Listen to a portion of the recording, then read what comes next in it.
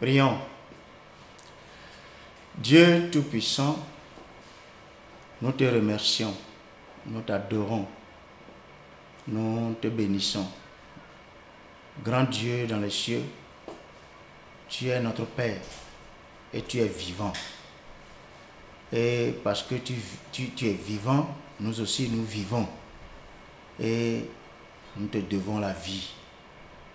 En ce moment, Seigneur, nous nous confions à toi et nous prions que tu daignes nous conduire, nous diriger pendant ce temps que nous allons passer autour de ta parole. Bénis ces moments et aide-nous, comme des enfants de Dieu, à voir et à prendre à cœur notre responsabilité, ce qui va te réjouir et pour lequel tu vas davantage nous bénir et bénir l'œuvre que tu nous as confiée. Nous prions que ce moment soit un moment de grande bénédiction et de partage et que ton seul nom soit glorifié. Merci notre Dieu. Au nom de Jésus, nous avons prié. Amen. Bien, je vous salue dans le nom de Jésus, notre Seigneur. Bien, nous allons lire dans la parole de Dieu. Nous allons lire dans Romains,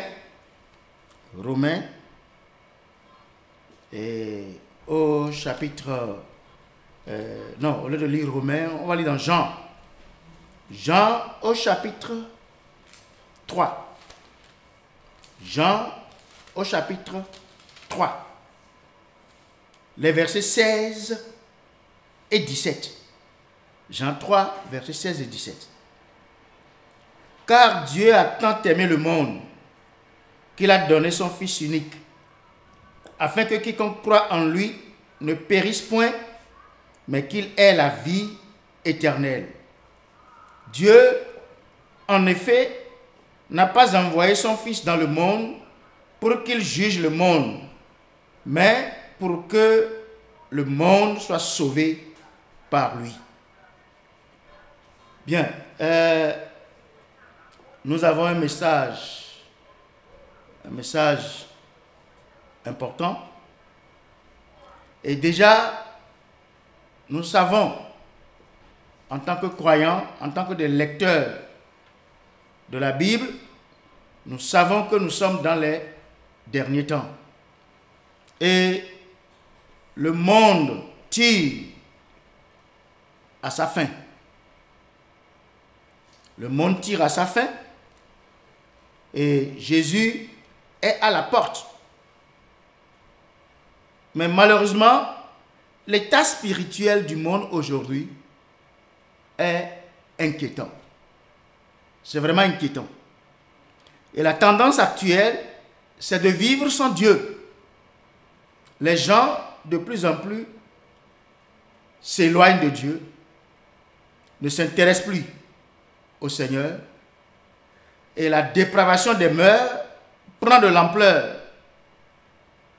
Les gens sont dans l'ignorance. Et pourtant, la solution est là. Oui, nous, chrétiens, nous avons la solution. Dieu nous a donné la solution. On a lu Jean 3, 16 et 17.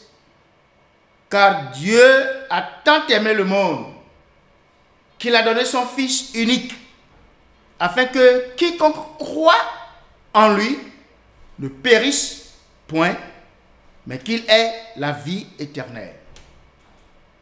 Il continue en disant, Dieu en effet n'a pas envoyé son Fils dans le monde pour qu'il juge le monde, mais pour que le monde soit sauvé par lui. C'est ça, la solution. Nous avons la solution. Pourquoi le monde doit périr alors que Dieu veut le sauver? Pourquoi les hommes doivent-ils périr quand Dieu a prévu de les sauver? Pourquoi les peuples sont toujours égarés quand Christ est mort pour leurs iniquités? Pourquoi les gens doivent mourir quand Dieu leur a donné la vie éternelle en Christ? Pourquoi? Pourquoi le monde doit progresser dans le mal, dans le péché? Pourquoi le monde n'est pas sauvé? Pourquoi? Lisons Romains au chapitre 10. Romains chapitre 10, nous allons lire le verset 15. La dernière partie du verset 15. Romains chapitre 10, la dernière partie du verset 15. Là, il est dit qu'ils sont beaux les pieds de ceux qui annoncent la paix, de ceux qui annoncent de bonnes nouvelles. Qu'ils sont beaux les pieds de ceux qui annoncent la paix, de ceux qui annoncent de bonnes nouvelles. Voilà. Pourquoi le monde n'est pas sauvé? Regardez ce passage-là. Qu'ils sont beaux les pieds de ceux qui annoncent la paix. Où sont aujourd'hui les beaux pieds? Les beaux pieds sont où aujourd'hui? Les pieds de ceux qui annoncent la paix, ceux qui annoncent de bonnes nouvelles, ceux qui annoncent le royaume de Dieu, ceux qui annoncent le salut de Dieu. Les beaux pieds sont où aujourd'hui? Et c'est ça le titre du message d'aujourd'hui. Les beaux pieds. Les beaux pieds. Nous allons parler de l'exemple de Christ au point 1. Au point 2, on parlera de l'exemple des premiers chrétiens. Les premiers chrétiens. Et au point 3, notre exemple aujourd'hui. Point 1, l'exemple de Christ. Nous parlons de quoi? Nous parlons des beaux pieds. Les beaux pieds. L'exemple de Christ. Matthieu au chapitre 4, versets 17 à 22. Matthieu chapitre 4, à partir du verset 17. Dès ce moment, Jésus commença à prêcher et à dire, « Répentez-vous, car le royaume des cieux est proche. » Comme il marchait le long de la mer de Galilée, il vit deux frères, Simon, appelé Pierre, et André, son frère, qui jetaient un filet dans la mer, car ils étaient pêcheurs. Il leur dit, « Suivez-moi, et je vous ferai pêcheurs d'hommes. » Verset 20. Aussitôt, ils laissèrent les filets et le suivirent.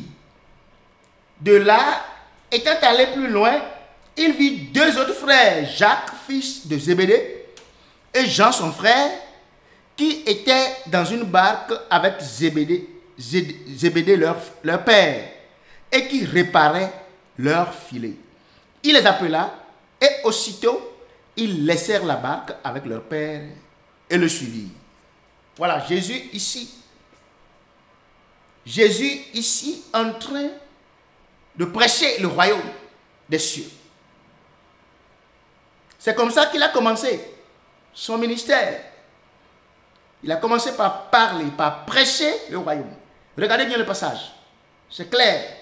Dès ce moment, Jésus commença à prêcher et à dire, « Répentez-vous car le royaume des cieux est proche. » Mais ça, c'est la bonne nouvelle. Il a apporté une bonne nouvelle. Et il a commencé même par faire des disciples. Les gens ont commencé par le suivre. Il annonce la parole, il les appelle et ils le suivent. Regardez dans Marc, au chapitre 1, Marc, au chapitre 1, nous lisons Marc, chapitre 1. Voilà. Verset 15. On lit à partir du verset 14. Marc 1, 14 et 15.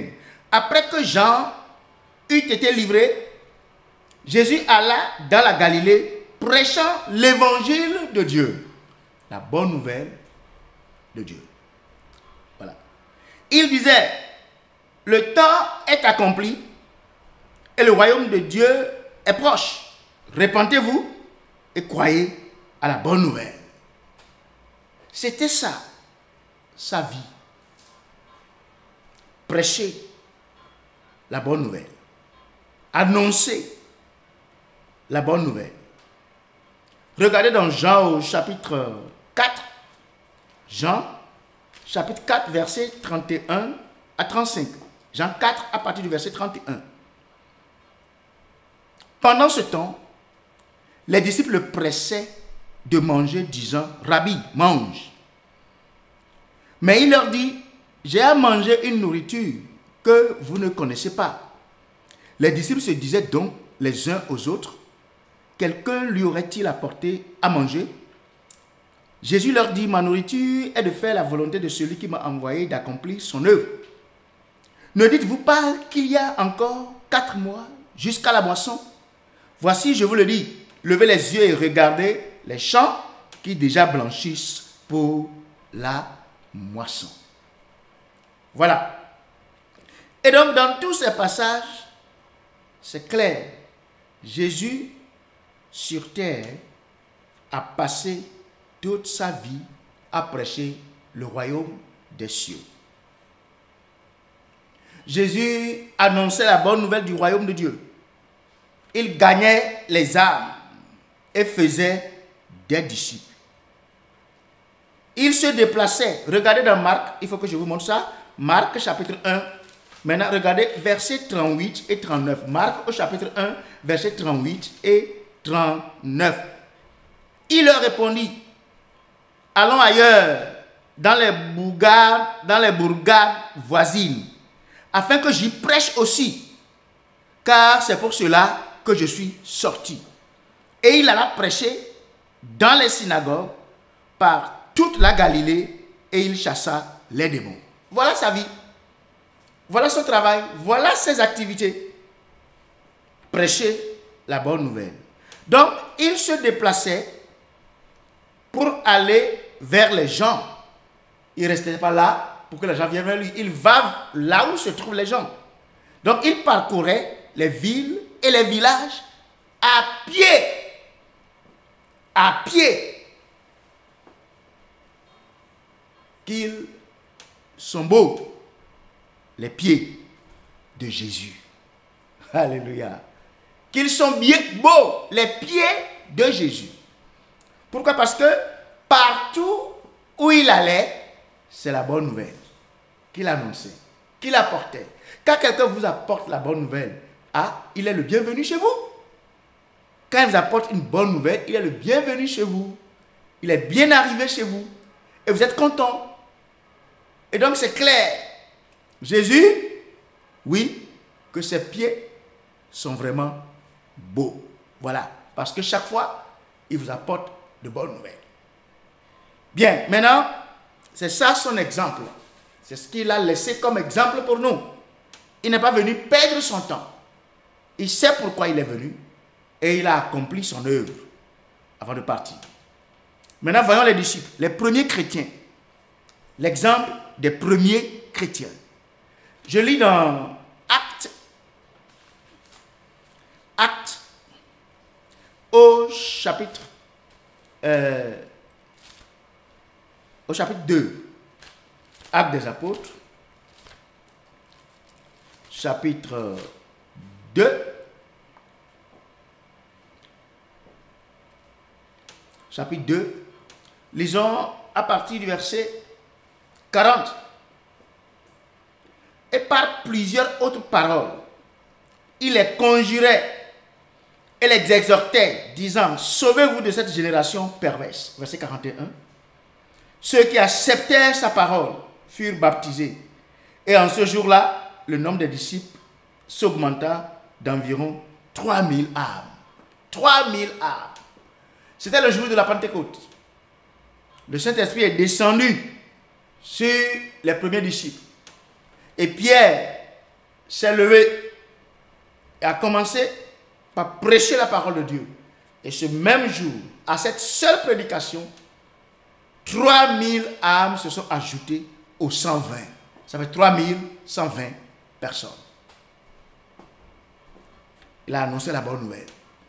Il a jeté le filet de l'évangile sur la masse qui était là, la foule qui était là, le jour de la Pentecôte. Et 3000 personnes se sont converties. Voilà l'effet de la bonne nouvelle. Toujours dans Actes, cette fois-ci au chapitre 4. Au chapitre 4, pour voir comment les apôtres, comment les premiers disciples avaient réagi face aux difficultés de leur époque. Dans Actes au chapitre 4, versets 19 et 20. Acte 4, versets 19 et 20. Nous lisons ceci. Pierre et Jean leur répondirent, jugez s'il est juste devant Dieu de vous obéir plutôt qu'à Dieu. Car nous ne pouvons pas ne pas parler de ce que nous avons vu et entendu. Voilà. Ils leur firent de nouvelles menaces et les relâchèrent, ne sachant comment les punir à cause du peuple, parce que tous glorifiaient Dieu de ce qui était arrivé. Voilà donc, les apôtres prêchaient l'évangile. Et ils ont rencontré des oppositions farouches. Et ils ont continué, ils ont persévéré. Et on les arrête. Et on leur défend de ne plus prêcher l'évangile, de ne plus apporter la bonne nouvelle, d'arrêter de prêcher. Et voilà la réponse ici. J'ai déjà lu, vous avez bien vu. Pierre et Jean leur répondirent, jugez s'il est juste devant Dieu de vous obéir plutôt qu'à Dieu, car nous ne pouvons pas ne pas parler de ce que nous avons vu et entendu. L'exemple des premiers chrétiens. Voilà. Vous savez, les premiers chrétiens étaient des hommes et des femmes à part pour Dieu. Je dis bien à part pour Dieu. Et c'est ce qu'il nous faut aujourd'hui. C'est ce qu'il nous faut aujourd'hui. Ils vivaient pour Dieu et leur mission était la prédication de l'évangile. Beau était leurs pieds, car ils apportaient ou bien ils portaient tous la bonne nouvelle de Jésus-Christ. Ils portaient la bonne nouvelle de Jésus-Christ. Ils étaient les messagers de bonne nouvelle. Voilà.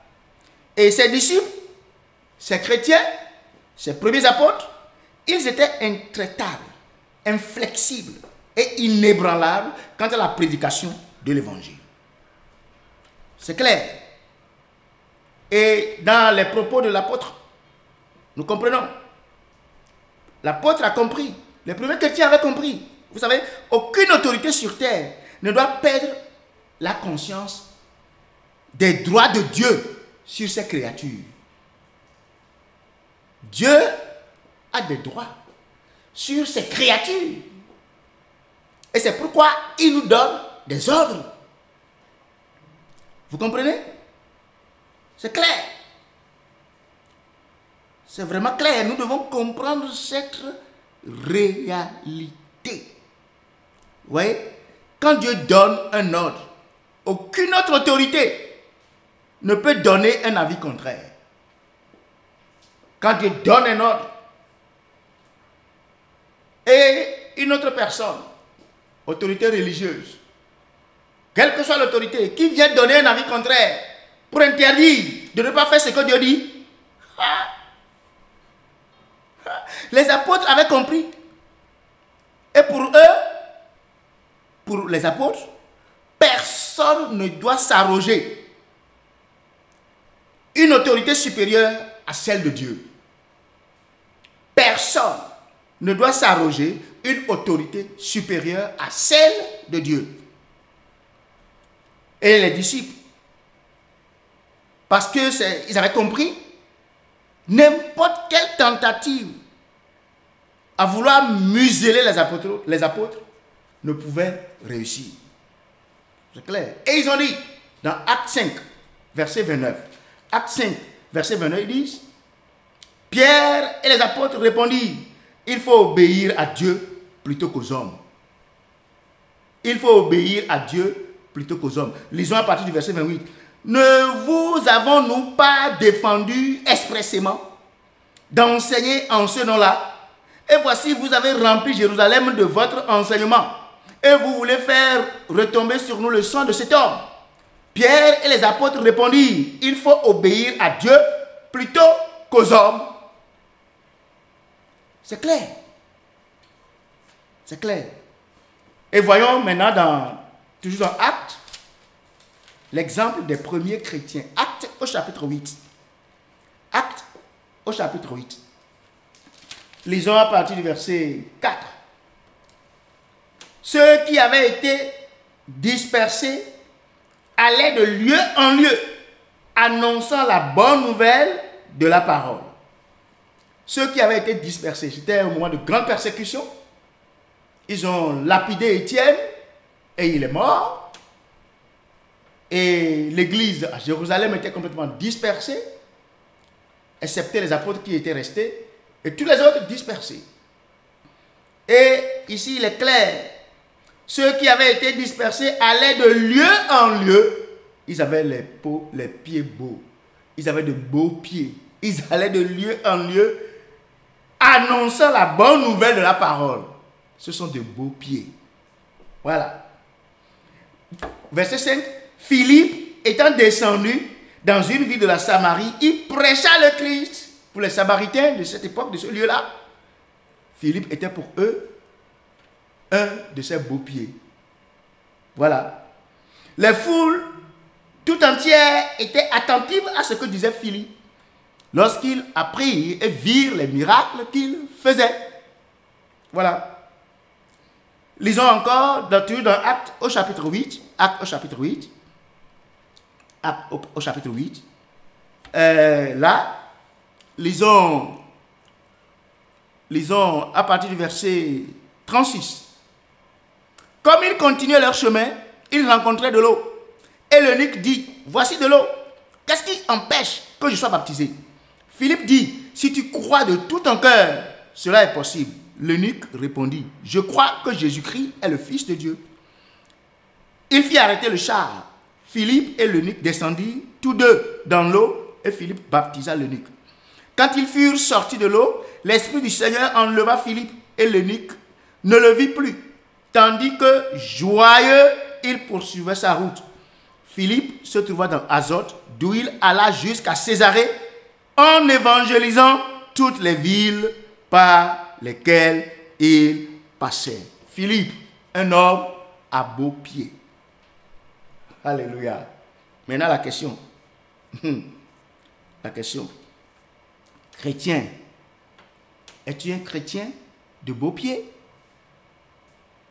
Qu'est-ce que tu fais avec l'évangile? Notre exemple aujourd'hui.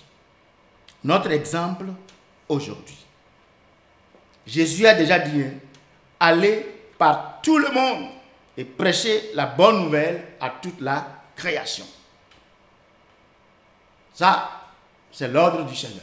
Allez par tout le monde et prêchez la bonne nouvelle à toute la création. Ça, c'est Marc chapitre 16 au verset 15. Il a donné l'ordre. On doit prêcher l'évangile.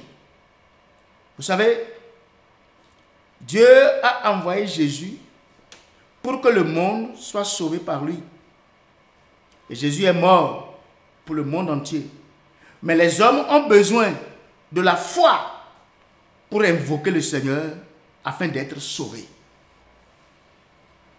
Les hommes ont besoin de la foi pour pouvoir invoquer le Seigneur et être sauvés. Regardez dans Romains au chapitre 10. On avait lu la deuxième partie du verset 15, mais on va lire Romains chapitre 10 à partir du verset 13 jusqu'au verset 15. Romains 10, verset 13. Car quiconque invoquera le nom du Seigneur sera sauvé.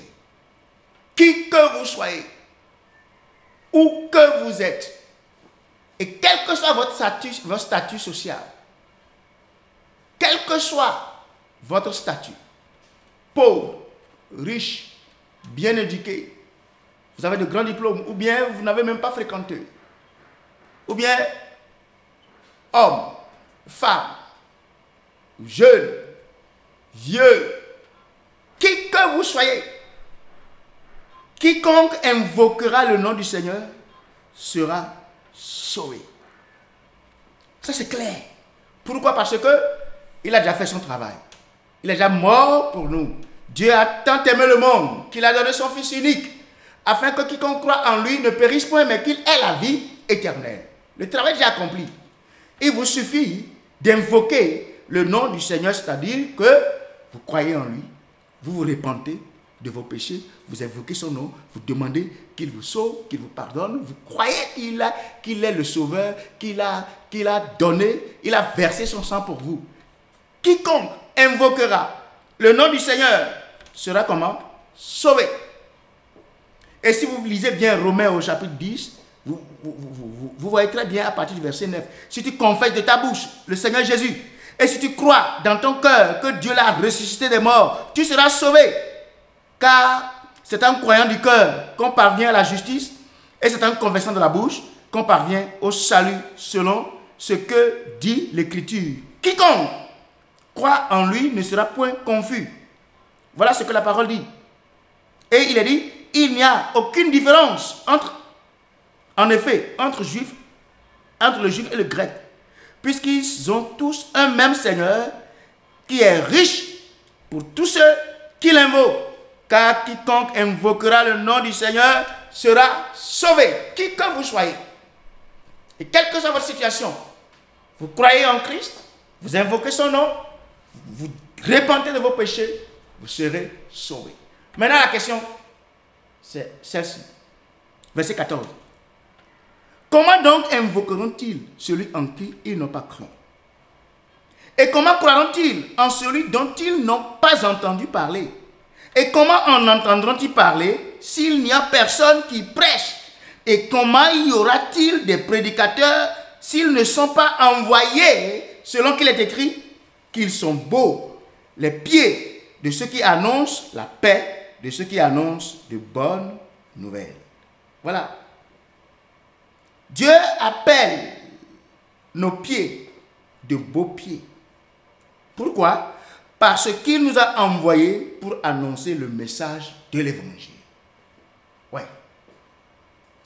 Le message que nous apportons, le message de l'évangile, c'est ça. Quand nous l'apportons, nous portons le message et nous allons vers les gens. Voilà. C'est ça qui fait que Dieu dit que nous sommes de beaux pieds. Nous allons là où il veut qu'on aille. Et nous faisons ce qu'il veut qu'on fasse. Nous faisons la mission. Voilà. Est-ce que vos pieds là, vous avez de beaux pieds? Est-ce que vous faites le travail que le Seigneur vous a confié? Dieu ne veut pas. Dieu veut que tout le monde soit sauvé. Il veut que tout le monde soit sauvé. Et il faut des pieds en déplacement. Il faut des pieds en déplacement pour partager la bonne nouvelle du salut. Soyons ces pieds, ces beaux pieds. Déplaçons-nous, allons vers les gens et annonçons-leur la parole de vie. Vous êtes de beaux pieds pour ceux à qui vous annoncez le salut de Dieu. Maintenant, les beaux pieds, est-ce que nous sommes en train de faire ce que nous devons faire? Regardez le monde dans lequel nous sommes aujourd'hui. Quelle que soit la situation qui prévaut dans le monde, votre seul choix, c'est d'exister pour Dieu. Je dis, quel que soit ce qui se passe actuellement, prenons par exemple notre pays, là où nous sommes actuellement, ou bien le monde entier, parce que c'est la même chose aujourd'hui. Et vous voyez la situation sanitaire, quelle que soit la situation, beaucoup de choses sont bloquées. Beaucoup de choses bloquées. Dans beaucoup de pays, les églises sont fermées. Et chez nous ici, beaucoup d'églises sont encore fermées. Chez nous ici. Et qui n'opèrent pas. Beaucoup. Écoutez, et quelle que soit la situation, je vais vous dire, chrétiens, existez pour Dieu. Existez pour Dieu. Vivez pour Dieu. Oui. Prenez le pas sur les changements que subit le monde et consacrez-vous davantage à Dieu et faites-le connaître parmi les nations. Faites-le connaître dans vos quartiers. Faites-le connaître autour de vous. Faites-le connaître dans vos lieux de travail. Partout où vous êtes, faites connaître Dieu. Faites connaître la parole de Dieu, le salut de Dieu. Présentez-le. Vous avez la bonne nouvelle. Mais oui, rien ne doit vous empêcher. Rien ne doit constituer un obstacle, un handicap pour prêcher l'évangile. Pour annoncer la bonne nouvelle de l'évangile. Oui, sauf si vous n'êtes pas chrétien. Mais si vous êtes chrétien, un vrai chrétien, ce travail-là, nous le faisons et nous devons le faire à tout moment, quelle que soit la situation. Que le temps soit favorable ou non, prêche l'évangile. C'est ce que la parole de Dieu déclare.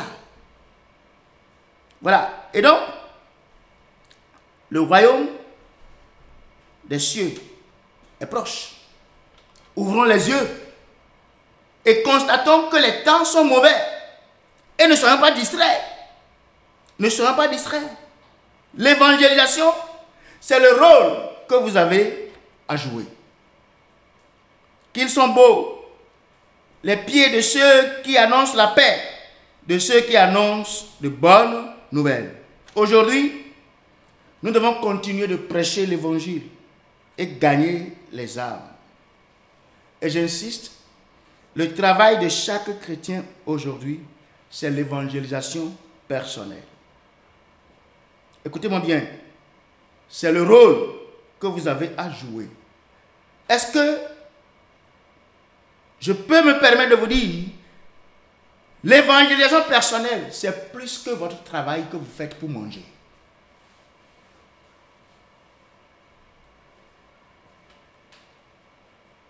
Ben oui. Prêchez l'évangile. Annoncez la bonne nouvelle. Si vous ne voyez pas cela comme votre toute première activité, et que vous avez un autre travail qui dépasse ça, je ne vous dis pas de ne pas aller au travail. Non, c'est parce que je suis en train de dire, vous devez aller au travail. Si vous n'allez pas au travail, Dieu même ne serait même pas content. Il ne serait pas d'accord avec vous. C'est pas bien. Vous devez travailler. Mais je dis, l'évangélisation et gagner les âmes là, c'est plus que le travail que nous faisons pour gagner notre vie ici sur terre. Pour manger. C'est plus. Ça dépasse. On a demandé à Jésus, mange. On lui a amené la nourriture. Mange, maître. Maître, mange, mange. Il dit, j'ai une nourriture à manger que vous ne connaissez pas. Ce n'est pas le travail que vous faites qui vous donne à manger. Il dit, j'ai une nourriture à manger que vous ne connaissez pas. Et puis, plus loin, il dit, ma nourriture est de faire la volonté de celui qui m'a envoyé et d'accomplir son œuvre. Vous comprenez ça? Ma nourriture est de faire la volonté de celui qui m'a envoyé et d'accomplir son œuvre. La volonté de Dieu et ta profession. Qu'est-ce qui vient en premier? La volonté de Dieu et ta profession. Qu'est-ce qui vient en premier? Vous allez me dire, mais ma profession ne fait pas partie de la volonté de Dieu. Alors je repose la question cette fois-ci. La volonté de Dieu et prêcher l'évangile. Qu'est-ce qui vient en premier? Gagner les âmes. Qu'est-ce qui vient en premier? Jésus est mort pour le monde entier.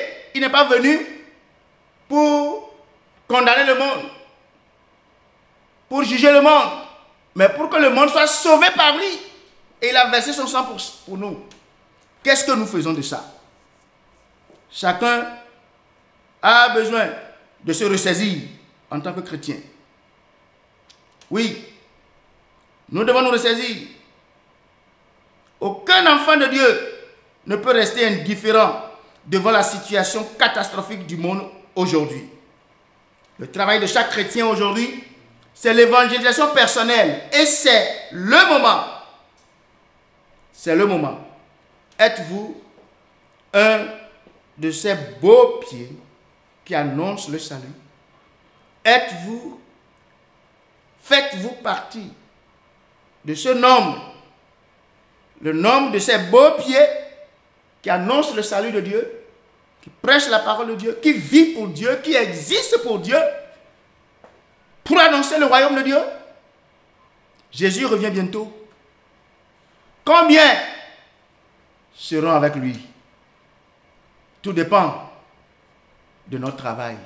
Tout dépend de ces beaux pieds qui annoncent la paix, qui annoncent le salut de Dieu, qui annoncent le royaume de Dieu, qui annoncent la bonne nouvelle de Jésus-Christ.